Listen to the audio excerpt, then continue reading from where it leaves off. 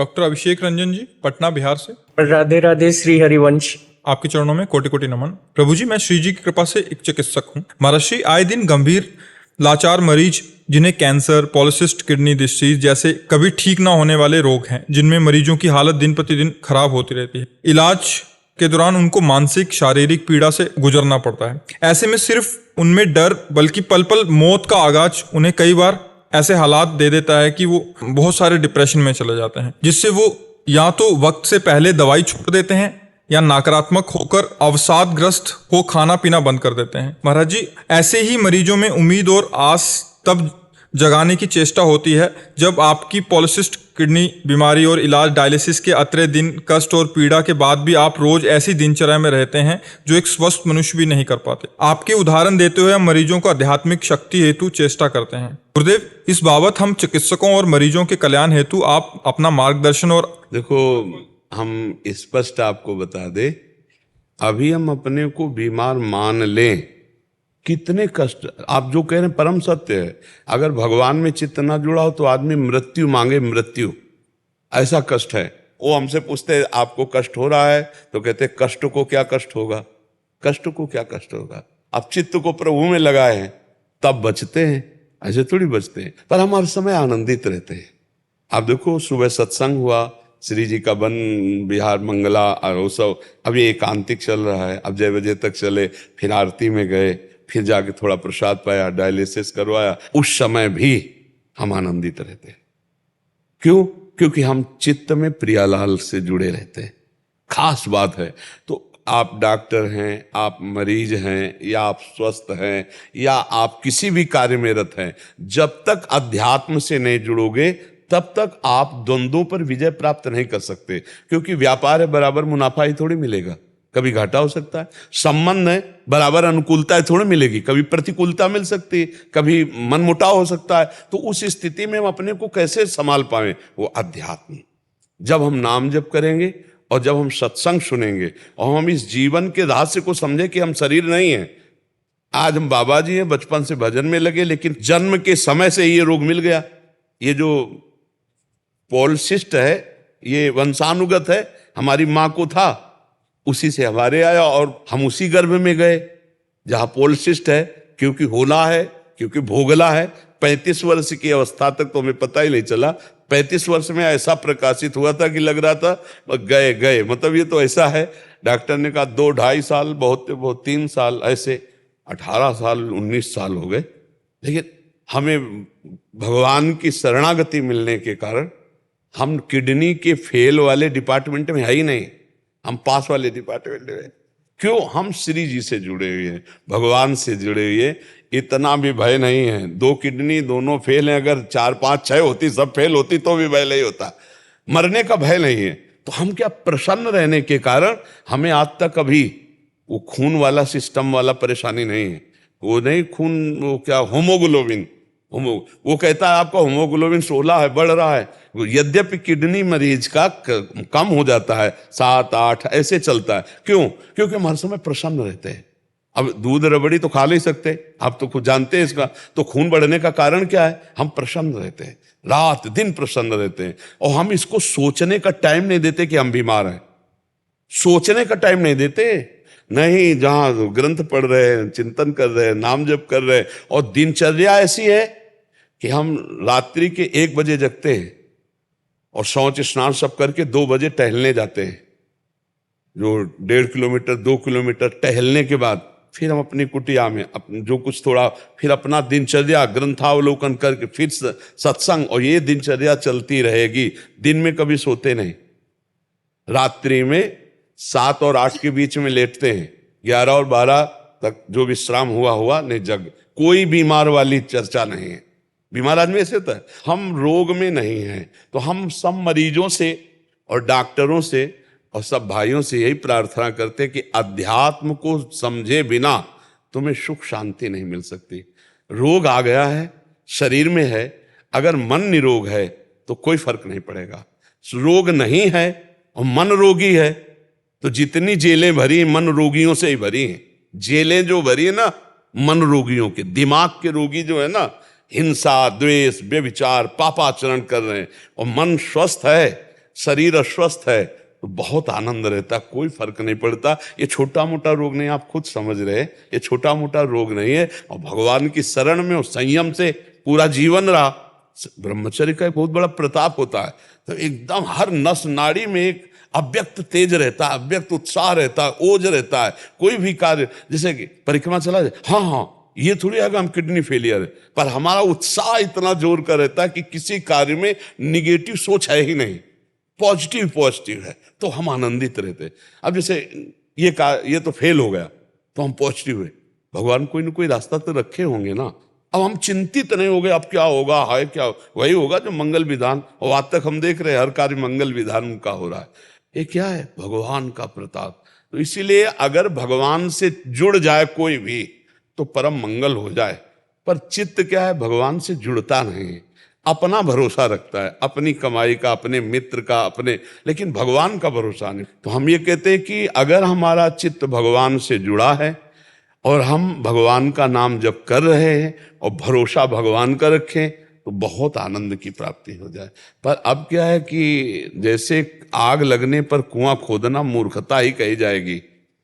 अब जैसे आदमी परेशान स्थिति में आ गया, अब उसको ये ज्ञान नहीं सुहाएगा, अब नहीं सुहा, क्योंकि आग लग चुकी, अब कुआं खोदने से मतलब। तो यावत स्वस्थमिदम कलेवरम यावत च दूरे जरा, भर्तरी जी कह रहे हैं जब तक रोग दूर है और बुढ़ापा दूर है, समस्या दूर है, तब तक तुम अपने चित्त को भगवान में जोड़ लो तो तुम निकल जाओगे। नहीं, उस घटना परिस्थिति में ऐसा दम होता है कि तुम उसमें भगवान में चित्त जोड़ ही नहीं सकते, क्योंकि माया इतनी प्रबल है। अब जैसे एक आदमी का परिवार लुट गया, व्यापार हानि को प्राप्त हो गया, अब उसे कहो भगवान में चित्त जोड़ो, वो तो गाली देगा भगवान में।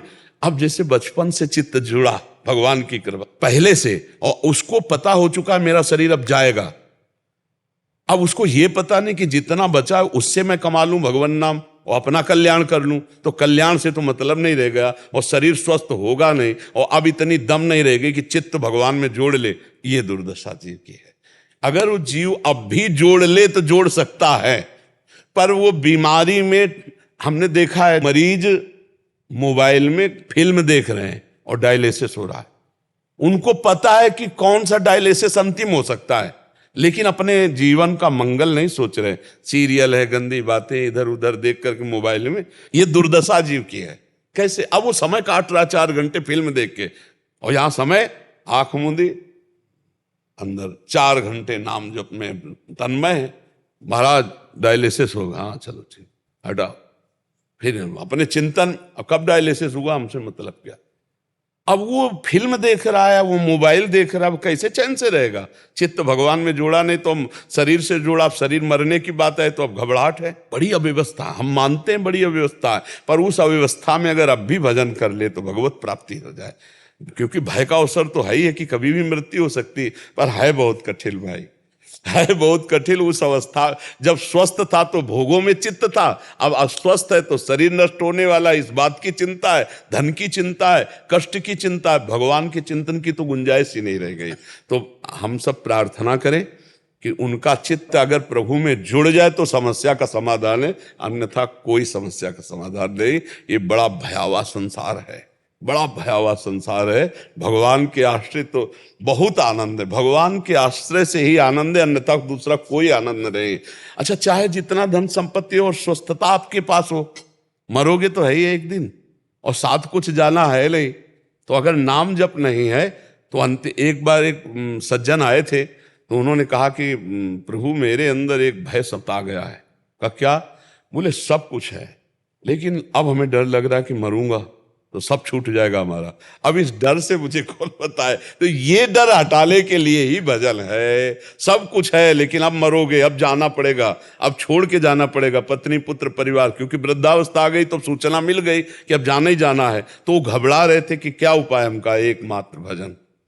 अगर भजन किए होते, आप कह रहे सब कुछ है पर भजन नहीं है, तो आप घबरा रहे हो, और कुछ ना हो और भजन हो तो हमारी तरह ताल ठोकोगे कि जिस समय जो आवश्यकता होगी वो सब हो जाएगा। भगवान सब करने वाला है, पक्का समझो, बहुत कृपालु है। हम वो देख रहे हैं, वो कौन सा रूप लेके आता है, कब वो कैसे काम बना जाता है, बड़ा विचित्र खेल उसका है। अब जीव को भरोसा नहीं भगवान का, उसे अपना भरोसा है, अपनी कमाई का भरोसा, अपने कर्मों का भरोसा है, पर प्रभु का भरोसा नहीं। तो अपने पास जो कुछ है वो बहुत थोड़ा है और माया नष्ट करने में सेकंड नहीं लगाएगी। और जो भगवान से मिलेगा वो अमोघ मिलता है, अमोघ मिलता है। पक्का समझो लोक परलोक सबका मंगल करने वाले भगवान है। इसलिए सबसे प्रार्थना, नाम जप करो, भगवान के आश्रित रहो। और ये शरीर नष्ट होगा आज नहीं तो कल, ये ध्यान में रखो। तो जब ये नष्ट ही होगा तो पाप क्यों करो, अच्छे कर्म कर लो। यहां से जाना ही तो कमाई करके जाओ यार। 1 अरब आपके बैंक में जमा है तो 25 पैसे लेके जाओगे क्या यहां से? आपका पूरा नाम रोशन है, लेकिन जब मरोगे पाप कर्म किए, यमदूत लेके जाएंगे तो वही यहाँ का नाम यमराज के यहाँ तुम्हारा बचाव कर लेगा क्या? नहीं, नाम जप किया भगवान का, चिंतन किया भगवान का, दूसरों की सेवा की, दूसरों को सुख पहुंचाया, ये आपको सुख पहुंचाएगा, ये आपके साथ जाएगा। तो इसीलिए हमें लगता है थोड़ा उनको सत्संग सुनाया जाए, नाम जप की प्रेरणा दी जाए और उनको ढांढस बंधाया जाए। हाँ देखो, उत्साह संपन्न हम आपको वो कैसे बताए, हर समय हमें ऐसे फूलन रहती है, एक आनंद रहता है, एक मतलब कैसे तुम्हें बताए, हाँ एक उत्साह रहता है, इतनी कितनी सभी कोने में फंसे भगवान। हाँ, जहाँ सुंदरता की सीमा भगवान श्री कृष्ण प्रियाजू, उनका नाम, उनका रूप, उनका, और हमें खुशी है मरने की कि शरीर छूटेगा तो हम अपने प्रभु से मिल जाएंगे, अपने प्रभु के पास जाएंगे। जन्म जन्म से जिससे बिछुड़े रहे उससे मिलने का अवसर आया तो भला भय का विषय। अपने जैसे विदेश से कोई अपने घर जाना हो तो उसको कहीं परेशानी आएगी क्या? वो तो उत्साहित होगा, कितनी जल्दी पहुंचो अपने घर वाले से मिल। तो अनंत जन्मों से अपने प्रभु से बिछुड़े रहे, आज हमारा मिलने का समय आ रहा है। शरीर छूटेगा, अपने श्यामाजू से मिलेंगे, अपने प्रभु से मिलेंगे, तो मरने का भी भय खत्म, तो फिर चिंता क्या रह गई? आनंद ही आनंद। इसीलिए भगवान से जब तक चित्त नहीं जुड़ेगा तब लगी कुशल न जीव, गोस्वामी तुलसीदास जी, तब लगी कुशल न जीव कहूं, सपने हूं मन विश्राम, जब लग भजत न राम को, शोक धाम तज काम। जब तक भगवान का भजन नहीं करता तब तक शोक, चिंता, भय, मृत्यु, दुख, इनसे नहीं बच सकता। कुछ भी कमा ले, कुछ भी कर ले। इसलिए भगवान का आश्रय, वो बस कुछ बातें ऐसी होती जो कही नहीं जाती, समझी जाती हैं। प्रभु कितना प्यार करते हैं, प्रभु कितना दुलार करते हैं, जाने मोरी छाती, जैसे मीरा जी कहती ना कि जाने मोरी छाती, मेरे गिरधर वैद्य मुझे कितना सुख देते, मेरे गिरधर कितना सुख, ये मीरा जी कहते। ऐसे हम तुम्हें कैसे बताएं प्रभु कैसे सुख देते हैं? ये किडनी फिडनी, संसार के रोग, ये संसार के दुख, ये संसार का शरीर, ये तनिक भी असर नहीं कर रहा। जो भगवान की कृपा है ना, वो ऐसे कवच में लिए हुए, जैसे प्रहलाद जी कहते, को हाथियों से कुचलाया गया, जहर पिलाया, तो अपने मित्रों से कहते हैं मुझे इतना भी कष्ट क्योंकि मेरे हरि मुझे गोद में लिए। और ये केवल प्रवचन से नहीं, प्रवचन कर रहे हैं और शरीर स्वस्थ है, सब खान पान बढ़िया, वो एक अलग चीज है, भारी कष्ट। तो हम कह रहे हैं कि इतना आनंद जब मिल रहा है तो आप भगवान से चित्त को जोड़िए, आपको भी मिलेगा, क्योंकि ये खजाना आपके अंदर भी है। सबके अंदर भगवान बैठे आनंद लिए, पर आपने भगवान से कभी अपनापन नहीं किया, शरीर से किया, शरीर के रिश्ते नातोदारों से, और ये जानने में दिखाई दे रहे पर ये है नहीं कोई अपने, कोई अपना नहीं। सच्ची मानिए सारे संबंध झूठे हैं। तुम किसी के काम लायक हो इसलिए तुम्हें कोई प्यार कर रहा है, और अगर काम लायक ना हो तो यहां आप देख लो कोई प्यार नहीं कर रहा। भगवान से चित्त जोड़ ले, फिर उसको असली चश्मा मिलता है, कोई नहीं। तो जब तक जीवन भगवान को समर्पित नहीं होता, भगवान से नहीं जुड़ता, भगवान का नाम जप नहीं होता, तब तक आनंद नहीं, कुछ भी कर ले। और जब संकट में फंस गया तो चित्त भगवान में जुड़ना कठिन है, जैसे रोग आदि, फिर चित्त वो, हाँ फिर चित्त को घसीट कर प्रभु में लगाना बड़ा मुश्किल है। इसलिए बड़े कृपा पात्र हैं जो स्वस्थ शरीर में भजन का अभ्यास कर लिए तो अस्वस्थता में वो फिर भजन करके निकल जाते हैं।